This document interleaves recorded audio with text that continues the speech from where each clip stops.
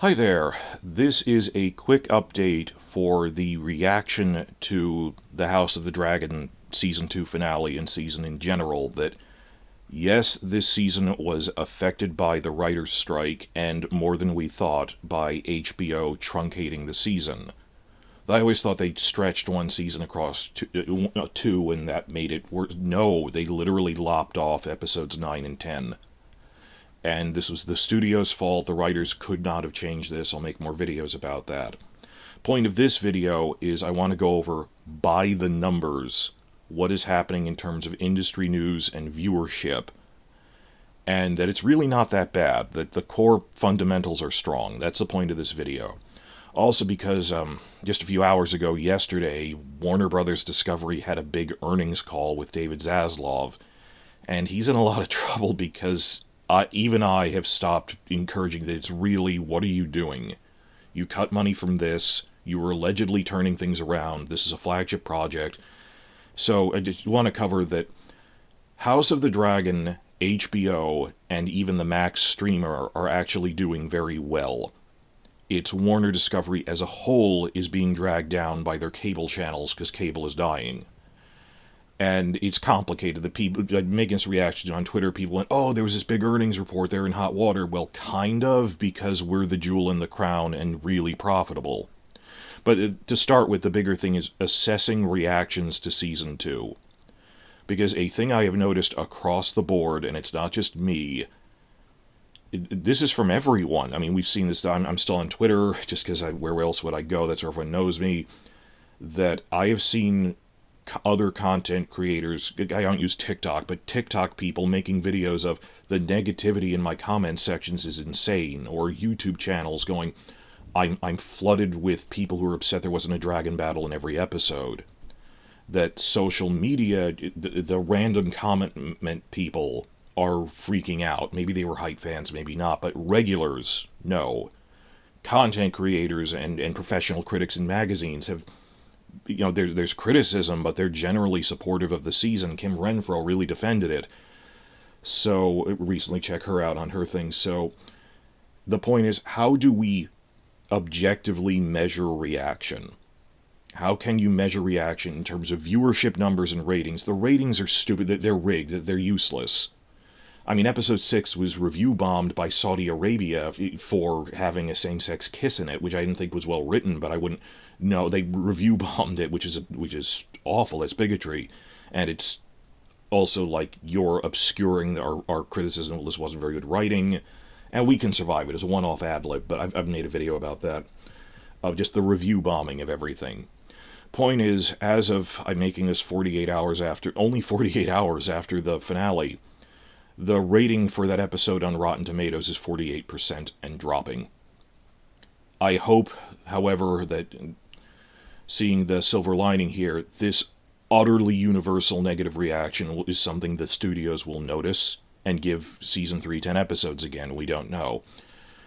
And yeah, in terms of measurable things, of reading through printed reviews, everyone universally said this is a good episode. It's just blatantly episode 8 out of a 10 episode season that was cut. And some realize it's the studio's fault, some don't. But in terms of numbers, I'm glancing through other YouTube channels, major ones. I don't want to name too many, but all of them. Viewership plummeted after episode 5.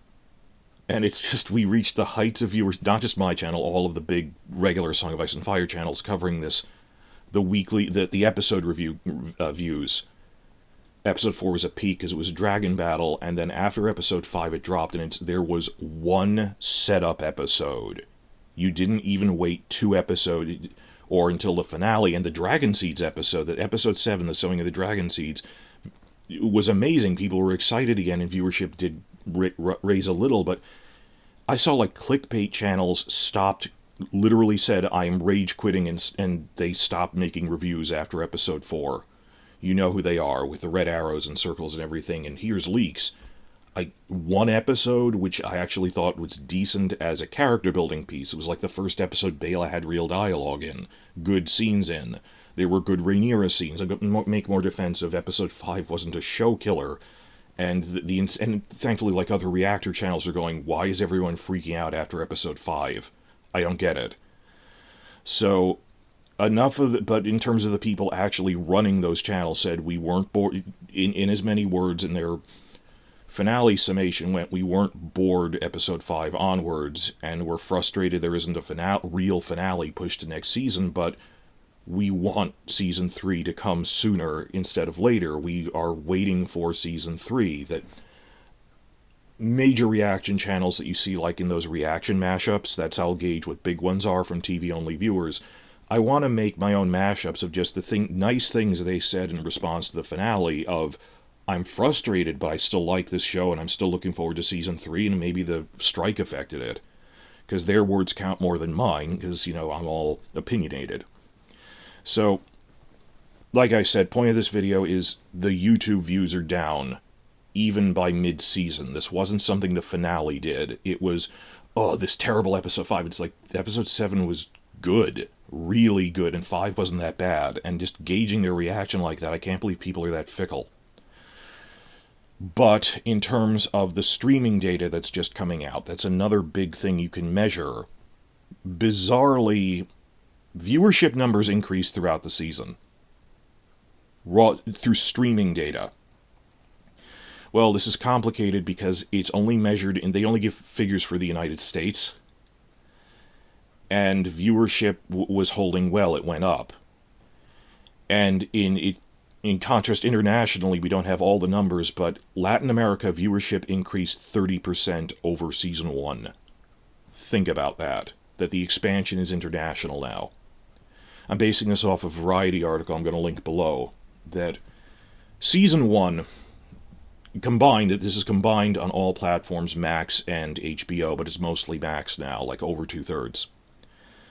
Season 1, episode 1 debuted at 9.9 million viewers first day. Peaked at episode 2, which was 10.2 million, because everyone's tuning in to see is this good or not, and it stayed in the region of 9 million plus. Ups and downs, people were a little shaken by the 10-year time skip and shifting actors, but episode 10, the season finale for season 1, had a respectable 9.3 million. So it went from 9.9, 10.2, hovered in the 9s, ended at 9.3. It didn't increase that much above the beginning, but it was this hyped premiere. And like I said, in contrast, in Latin America, it increased 30% over that. But for us, season 2, because we had to wait 20 months, it lost a lot of momentum. So the season 2 premiere only had 7.8 million viewers. That's down 14%, whereas in Latin America it was up 30%. But that's to be expected after a long wait. But viewership increased through season 2 in a way it didn't in season 1, because everyone was coming back. That after we got 7.8 million, the big battle episode, which people know from previews, tune in for the big battle episodes, obviously it's weighted. When they can see a battle is coming, people tune in. Went up from 7.8 in the premiere to, for Battle of Rook's Rest in episode 4, 8.1 million. And now we have figures for the finale, where I guess everyone tuned in expecting a battle, even though I knew from filming reports we wouldn't. Viewership for the finale was 8.9 million. It was a season high. That it went from 7.8 to 8.9 across the season on paper to the people who make decisions about whether to give TV shows money or not, is the point. This was a successful season that had stable growth. My question is, how could, just looking at any YouTube channel, go and whatever other bigger ones than me you look at their episode reviews, and how you expect them to go down a little throughout the season, because the premiere always gets the most people, but after episode 5, or by episode 6, because they checked in someone review 5, what's going on here, a lot of people quit. And my hope is it's at least like, I don't want the clickbait channels watching this, so get rid of them, I don't need them.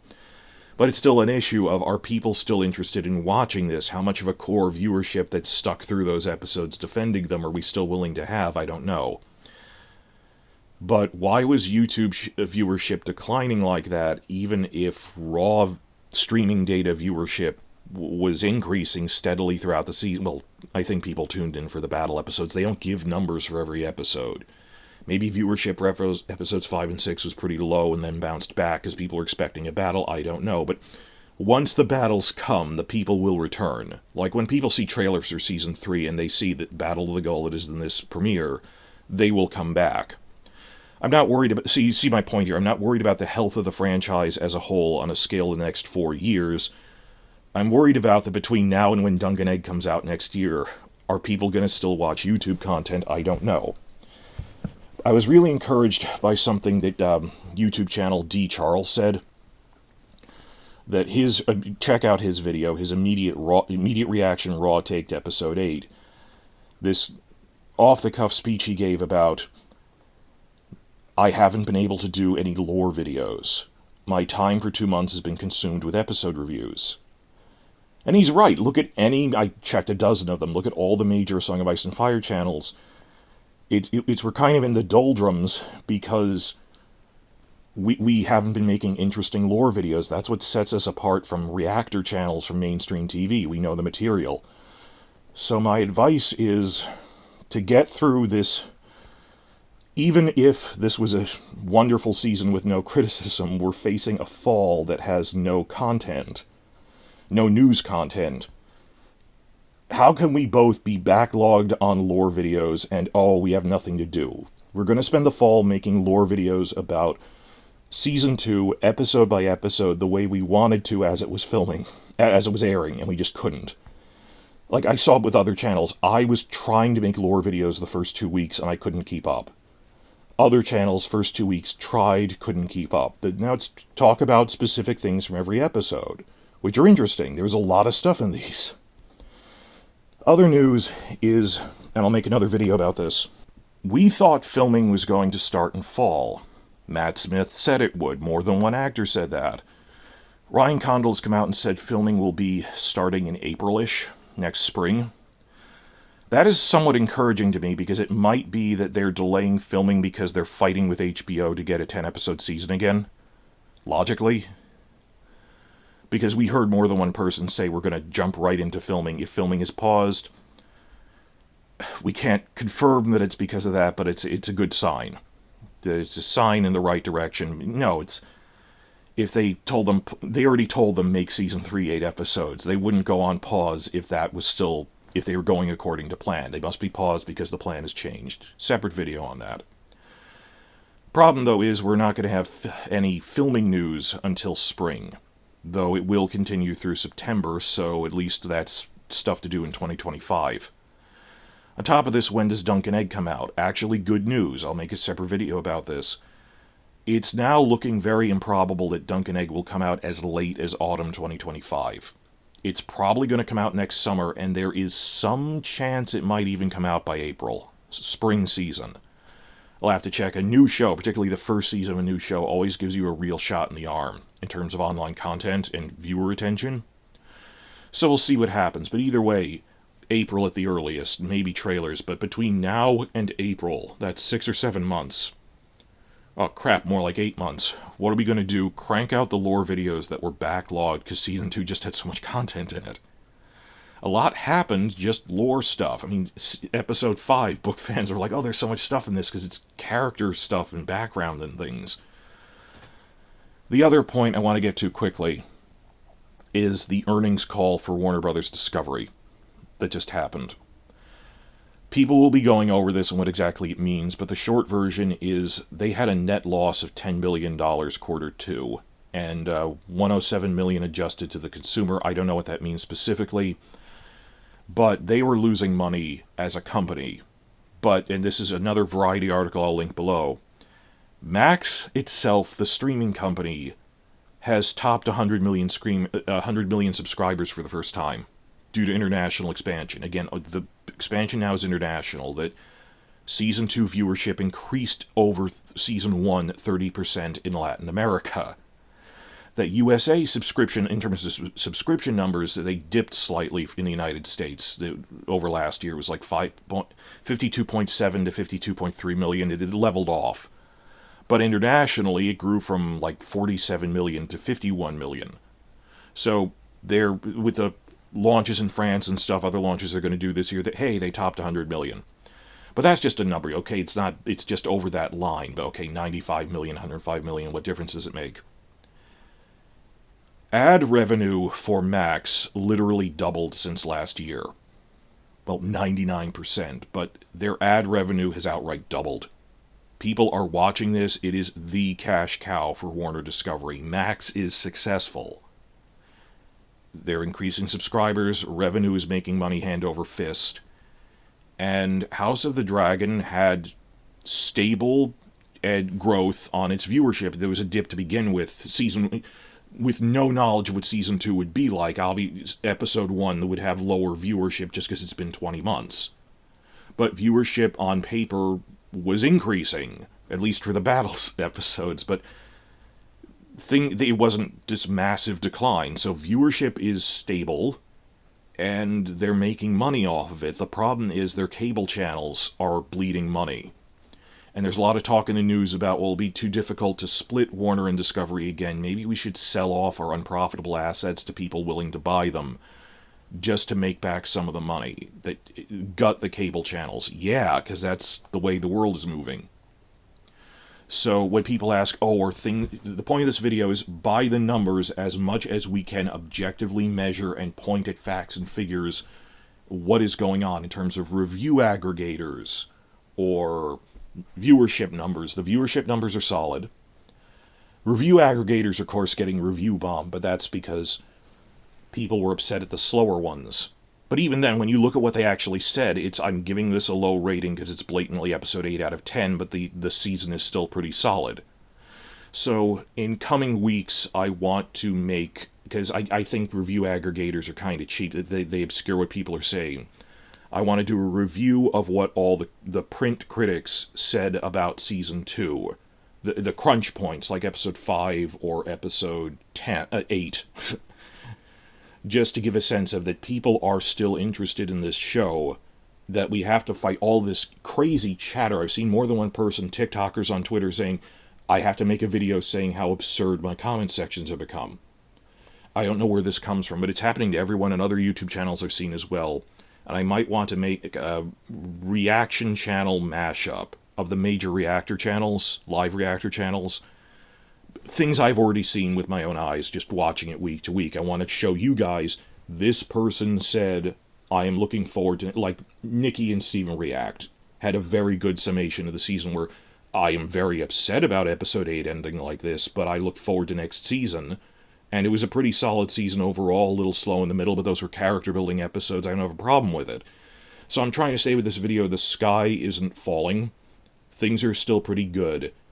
And I will be making more follow-up videos about, if you actually look at what the critics said, things are not that bad. The viewership is solid. So I'm not worried about the franchise. I'm worried about what are we going to do between now and April. And the answer is, again, we have backlogged lore videos. And immediately keep cranking those out just to get people used to it. I am going to be reviewing Lord of the Rings Season 2. They're not going to be that long. I don't want to put much time into it. More because I'm frustrated I didn't finish reviewing Season 1. Just because it's a show that's out. I'd be recommending World of Time if it came out. That's actually coming out next spring. But in terms of other things with crossover appeal, that's coming in 1 month. So just to have something new to talk about. I'm going to make like a 10-minute video, not an hour-long podcast for each thing. Just to have something to talk about. I don't want us to go into hibernation mode again like we did after Season 1, which was a really good season. And this one's still pretty good. The highs were higher in this season. Was it as good as Season 1? No, but the highs were higher. And it's not the highs were higher and the lows were lower. It was shorter, it was truncated, but there were some really good moments. Episode 2 alone will sweep the Emmy Awards. You can quote me on that. Episode 7 was amazing, so was Episode 4. I was not upset by anything except what they cut. That is, Nettles and Kragan. Those two things. Anything else to leave in there I didn't really have a problem with. It's just the stuff they didn't get to because it was truncated. So we're going to be reviewing was anyone really losing screen time this season? Well, Bela got enough to do, Aemond got enough to do.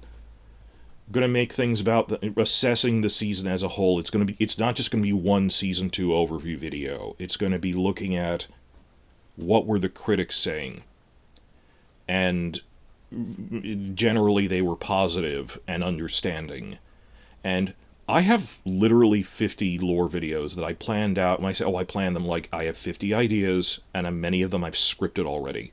Because following advice, I was aiming for 10-minute videos instead of an hour-long thing. Like, you split up an hour-long thing, you get 5 videos. By keeping it focused per chapter instead of one really long thing about dragons in Season 2, I split it up into 5 videos by topic. Or the Greens turned into an Aemon video or an Allison video, that kind of thing. So, publish or perish, my advice to other content creators is just remember how much fun you have going over lore stuff. That thing D. Charles said, if I haven't been doing lore stuff in 2 months. And don't shift away from House of the Dragon, just pick topics that they touched on. Non-controversial things. Oh, this is what the Riverlands houses are like. Or this is the Crownlands stuff. Or a lot of things with the dragon seeds. Topical things. Just shift to topical videos that were inspired by Season 2. And that'll get us through Christmas. Particularly vital is the rest of August. We have a month until Lord of the Rings even gives us something else to chat about on a related fantasy project, well, similar fantasy project. Crank out videos for the next 4 weeks, just to keep the audience present. And above all, the reaction I saw in the episode 8 things wasn't, oh, I've been bored since episode 5. It's, I'm frustrated, I want more content. The audience wants more content. The sky isn't falling. We'll get through this.